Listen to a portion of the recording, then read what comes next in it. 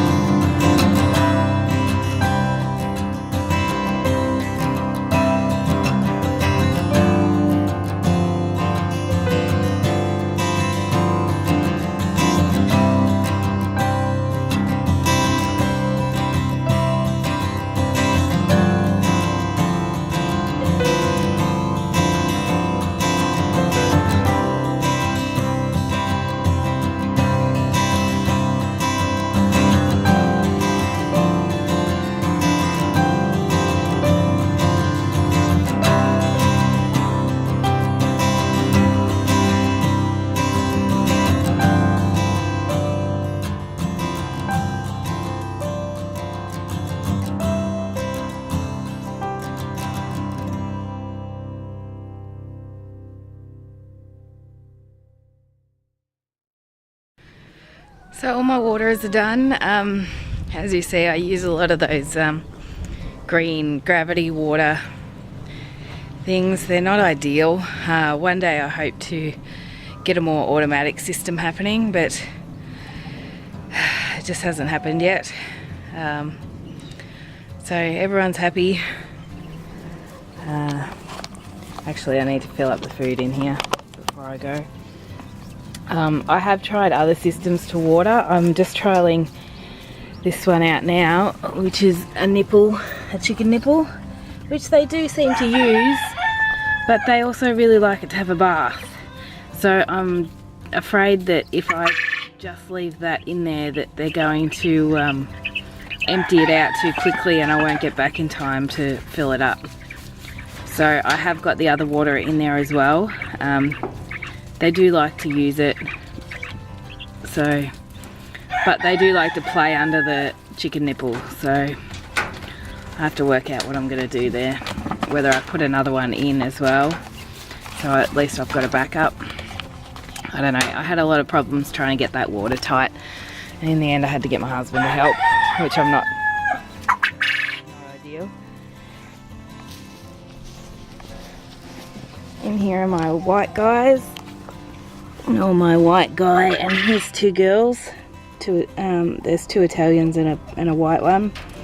I've got a couple of lighter colours and whites in my grow out pen, so they'll go in here as well when they're old enough.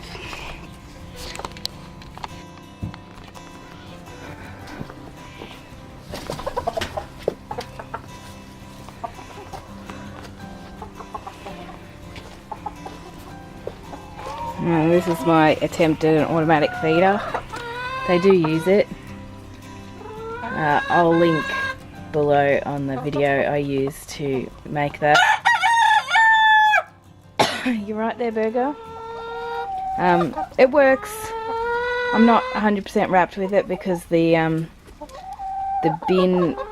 plastic on the bin was a bit brittle, so around some of the holes it chipped a bit, so they're not exactly as tight as I'd like, but I can fit an entire bag of feed in there. I don't usually, just in case some other nuisance gets through there. Are you right there, Ellie?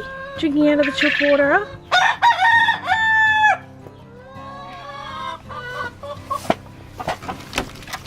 Oh, sorry, darling. I'll wait till you're finished. Are you done? Of course, we've got this big nesting box plus one over here, and they all lay in the one spot. They all lay in that spot that chicken was in. This has got 3 spaces in it. No, no one uses that. They all lay in the one single spot. So this is just a temporary setup in our chook shed. We will eventually, once the kids let us, turn this cubby house into a chook coop.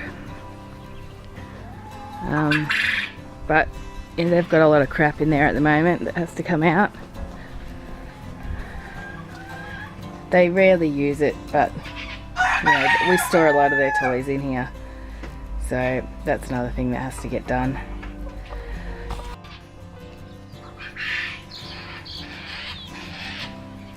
Here are my old English game birds.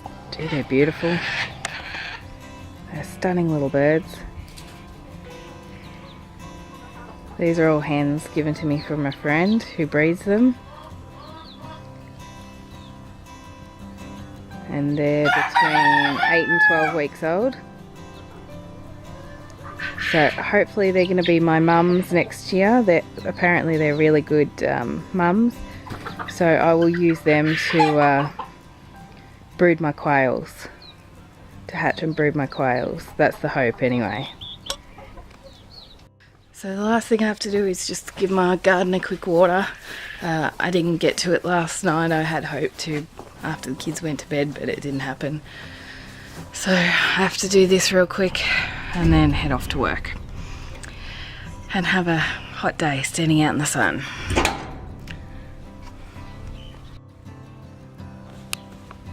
Looks like we've got lots of ripe tomatoes. The heat set them off yesterday, I think. So I'll be able to come out and pick this afternoon. I'm not going to do it right now because I just don't have the time.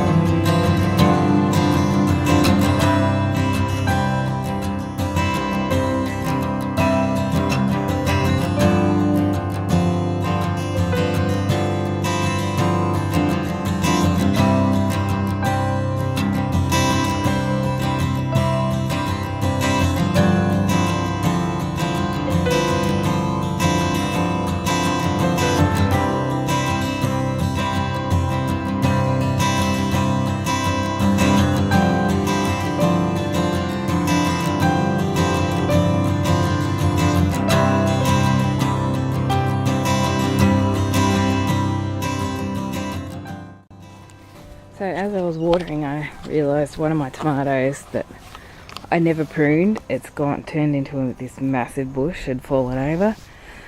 I just let it go into this massive bush. Oh, but look at this. It makes these beautiful big, I believe these are mortgage lifters. I believe. If not, I will put a note down below. It makes these beautiful big beefsteak tomatoes. So I'm looking forward to getting some of those. My crazy trellis system I usually wouldn't mind my vines going on the ground, but my husband likes to mow the lawns, so I had to construct this massive trellis, and I've got some beautiful button-up pumpkins growing. I'm gonna have to make a support, a sling or something for this one, probably today because it's getting really heavy. I've got this one over here growing down there, and I also have a lot of watermelons growing on this one, so I'm gonna have to try and work out a system to support them because I can't have them on the ground. It's my first year having raised garden beds out here, so I'm just sort of trying to work it out as I go. These are beautiful. That's not a mold spot, these are Moon and Stars watermelons, and their foliage is this stunning spotty colour that they sort of look diseased, but they're absolutely beautiful. I've got a beautiful little bee coming around to try and pollinate everything for us. That's it from me this morning. I've got to head to work. I've got to do my hair and head off and race around to work. I'll try and do another video this afternoon showing you the full garden, and I want to talk to you about my straw bale gardening, which has been a bit of a nightmare, but I'll talk to you about that this afternoon. Thanks for watching. Hey guys, it's been a little over 24 hours since I left off with you, and I've really only just got home. While I was at that volunteering job, I got a call from my other job asking me to come in, so I basically just ran home and grabbed my clothes and some food and kissed my kids and went straight to my other job. And now it's a little over 10 AM the next day, and I've only just got home. I went to Bunnings on my way home, and while I was at Bunnings, I got a call from my third job asking me to come in tonight. So I'm only going to be home a couple of hours, and then I have to go again.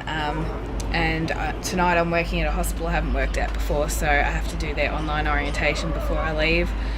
So I've only got a really short time to get my jobs done today. This is... Sorry, the cats are chasing the chooks around the deck. This is the life of shift workers. My husband's a shift worker, and I just take shift work around when he's home, because he's got a permanent full-time position, whereas I just have casual work because I'm going back to uni this year. I didn't want to take on a full-time position, so I just take whatever I can get. So this is our life. It's crazy. At the beginning of this fortnight I had no shifts booked, and I've ended up with 6 shifts, with 2 with each of my 3 different jobs, which at least my mortgage is going to get paid this fortnight. But it usually means when he's home I'm working, and when I'm home he's working, so we don't get a lot of time to spend together. Guys, seriously, do you have to do that now? So we don't get a lot of time spent together, because we both work weekends, we both work nights. That's just how our life is. It makes homesteading really hard, just because there's no routine. So when things have to happen and I'm not here, I usually have to call ahead and make sure someone's done things. Matt actually took the kids away last night, so it's been 24 hours since gardens have been watered, since he left at about 5 o'clock, so it's been since then, since the waterers have been checked. So that's my jobs today. I have to go and do all that. So let's go. So the brooder chicks, I was gonna put them out today, but because I'm working tonight, they're gonna have to stay in the brooder. Don't mind the cats. They're playing. They're not actually fighting. They're fine. They've got water. They've got food. They're happy. but they're not going to get to go out on the grass today, unfortunately. I just don't have time, and I won't be here to get them in tonight. Hello, Burger. How are you today? You good? You watching over you girls? Hi girls, how are you today? Well, it looks like they've left the tap on, so there's plenty of water in that bowl. This is our old dog bowl. It's actually an old pot off the stove, but it's really heavy and it doesn't get tipped over very easily, so we use this for a water bowl. The bees also drink out of this, so I keep this, make sure this is topped up. In the summer I have to fill it up twice a day. Other than that I do it once a day in the winter.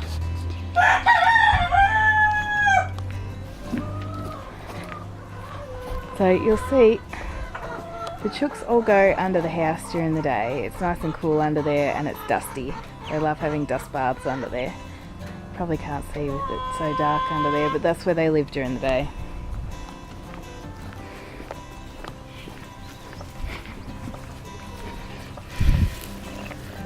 The guinea pig water's fine. How are you, Best Faith? Are you good?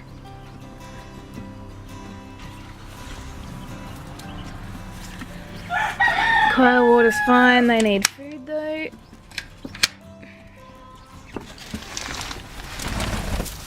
Hi guys. Why are you flying, silly goose?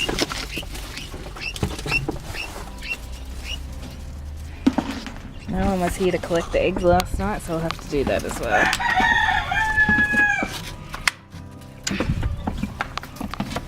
Alright, the grow out food and water is fine.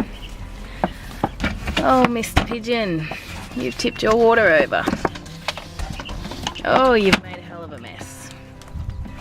Alright, I'm going to have to get this guy out and clean out his box because he's made a heck of a mess in there. So I'm going to turn you off for a minute. So I think I've spoken to you before about this boy. He's actually in this box temporarily, which is actually our second brooder, because he's really aggressive. I had him in with another male and 5 females, and it was actually my older male, and he plucked him bald and almost pecked his eyes out. So I've separated him. Because I'm going to cull him because I really don't want those aggressive genes going through. Just then I had to clean his cage, and so I thought I'll pop him in with the grow outs for a minute. As soon as I put him in there, he jumped on one of the others and tried to hurt it, so I had to put him in a different cage. He's just so aggressive and I don't need that in my flock, so I'm leaving him in here until I've got time to process him, which I don't have at the moment. Such a pity because he's such a beautiful bird, and we really wanted to keep him, but unfortunately genetics really do rule, and he's gonna have to go. I did all the waterers yesterday, so everything should be good. I think I just need to collect eggs and go off and get ready for work again. How are you guys going? Hey?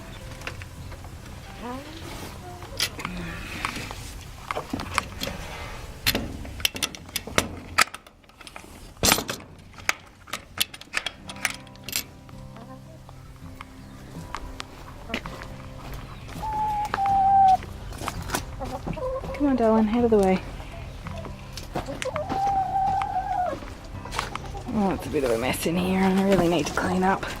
Oh dear, it looks like the kids didn't collect the eggs yesterday. 1, 2, 3, 4, 5, 6, 7, 8. Yep, 2 days worth of eggs. We usually only get 4 a day. Oh dear. Wonder what they're going to be like. I'm going to have to eat these straight away because it was quite a hot day yesterday. Alright. cheeseburger. I'll leave you there for now and we'll talk later. Hi guys, Bree here at Made by Mummy Homestead.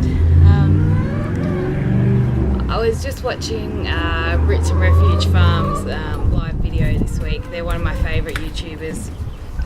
They're really awesome and I really enjoy their content. They're one of the big reasons I decided to start filming my ventures here. And they were talking about setting yourself goals for the year and getting yourself off the ground.